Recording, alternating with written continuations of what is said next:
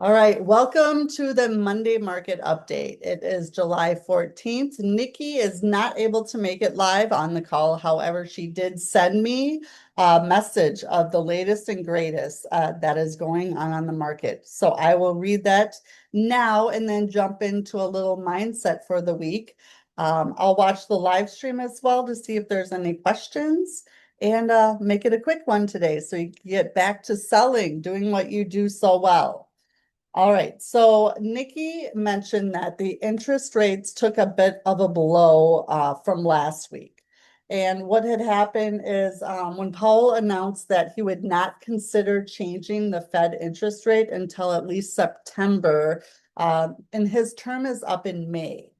So Nikki mentioned we'll continue to see and watch what happens as far as who the new Fed chair is going to be and what interest rates are going to be looking like in the future.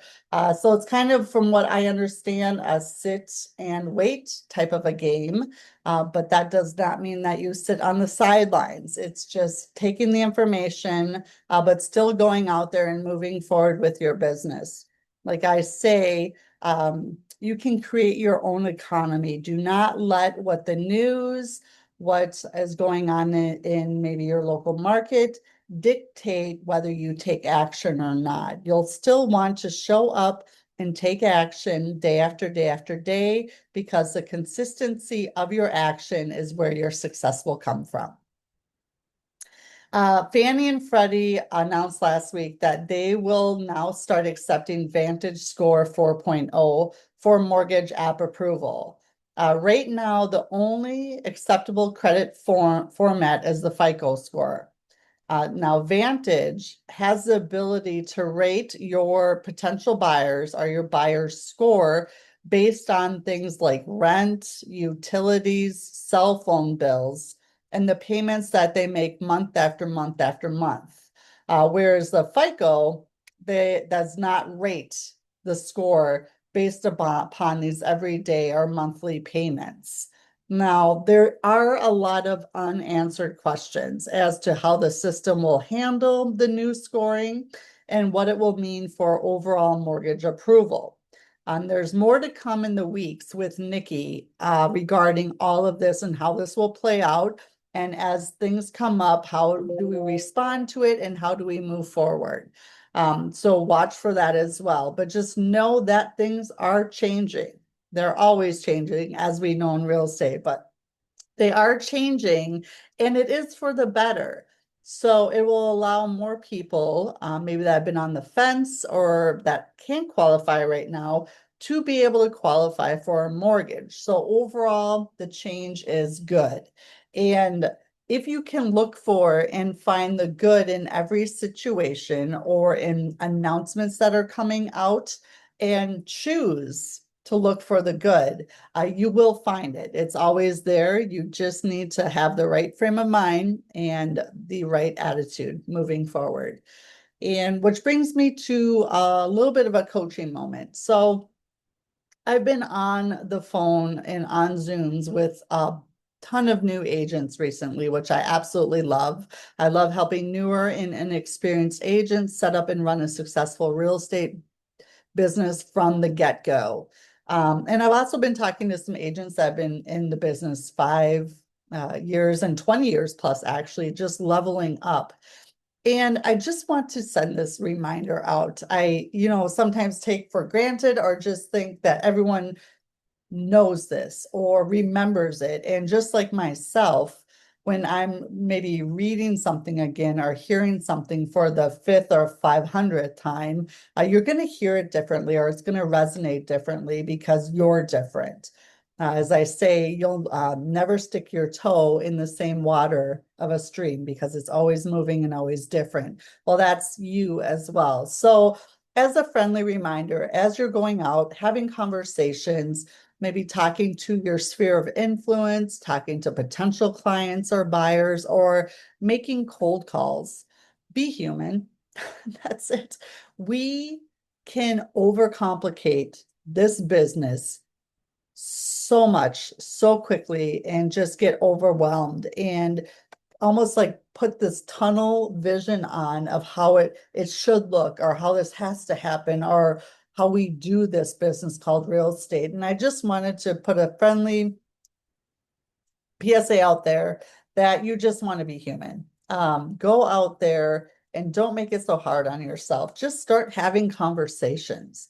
Have conversations with people where you are already showing up, whether that's maybe a place of employment, volunteering, maybe your place of faith where you go to have faith. And then your kids, if you have kids and they're in sports or they're in sporting events, maybe it's just as simple as forgetting to take your name tag off, or wearing a logoed hat or t-shirt or something that just says what you do, without having to say it out loud. I know are plenty of parents at all of the events that I go to that aren't in real estate that have logoed gear. And I don't think anything weird about it, or like, oh, they're being salesy or this or that. No, it's just a part of who they are and what they do.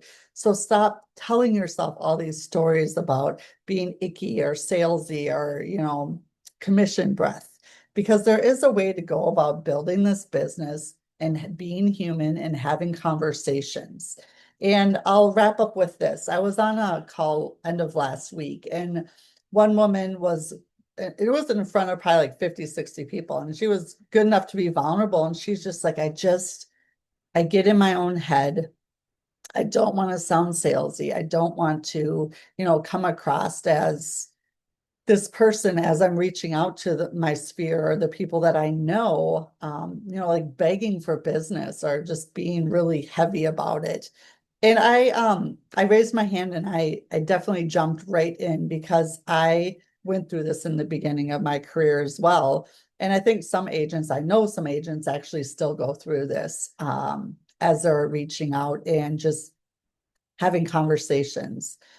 You owe it not only to yourself as a professional, but you owe it to the other person on the other end of that text, that email, that phone call, that social media post or response, to give them the opportunity to say no, because the answer is already no if you're not asking. So ask, then you have a 50-50 shot, and know that they're going to eventually, statistically, buy, sell, or invest in real estate at some point in time. And if they don't use you, they will use a realtor of some sort, shape, form that's out there right now. And as statistics go as well, many agents out there, to be quite honest, probably shouldn't be agents. They're just not in it for the right reasons, or they're not doing it in a manner that, I guess, levels up or lifts up the industry. So you should be the one working with them, with that person. And if you do not ask, or you do not reach out, or you do not stay top of mind, they are going to work with someone, and it's not going to be you.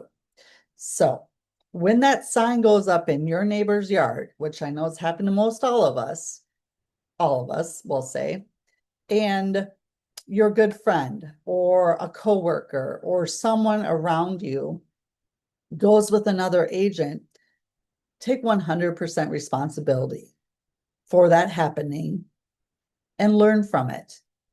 And know that you are the best agent for the job. You're going to show up and serve them at the utmost level of service, the communication, getting them from where they are to where they want to be, and fulfilling their real estate goals. It should be you. And if it's not you, that's on you, and that's your bad, because now you did not give them the opportunity. You did not let them know. And I have been in more conversations with my sphere of influence, or people, past clients, family, friends, whomever. We could be at a coffee shop talking for an hour, and half of it's maybe about my business and real estate, and half of it's about their business family real estate. We're just catching up. And it isn't until close to the end, as we're saying goodbye, that I say, and you know, obviously, I love what I do. Who do you know that's looking to buy, sell, or invest in real estate that I could be helping now or in the next few months, next 6 months, next year? And you will actually see their eyes go up because it's how you asked it. You asked who, not let me know or do you know anyone? It's a very specific way to ask. Who do you know that I could be helping? And I kid you not, more times than not, they'll be like, oh, well, now that you ask or you say that, Nancy from my work, she had mentioned her lease is going to be up in October. Fantastic. What's Nancy's information? I would love to reach out to her today. Or can you do a three-way text right now? We all have these in front of us every single moment. Would you mind an introduction right now?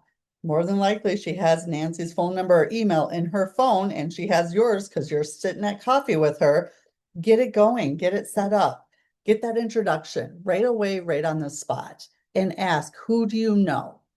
Because if you don't ask for referrals, and if you're not top of mind when these conversations are coming up, like when Nancy mentioned her lease was up, that friend that you were out to coffee with, hypothetically, should have said, oh my gosh, you need to talk to Angie.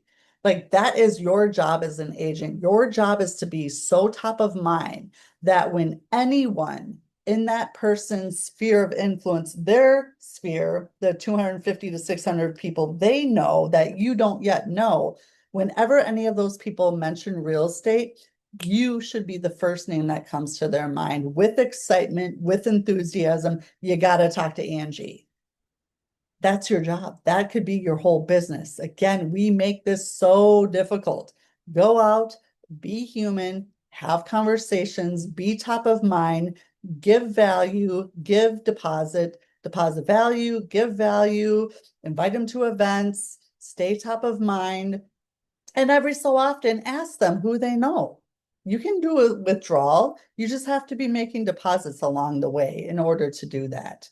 And no, they'll work with someone. And if it's not you, well, I'm not going to shame you because I've been shamed before. And that's not what I'm here to do, but shame on you. I mean, honestly, but go out there, do this job, be a professional, figure it out. And if you need help or you want to continue this conversation or look at the pillars of how you're going and getting business, or if you need a good coach or mentor, regardless of what stage you're at in your business, I can help you. So reach out. I'm here and happy to help.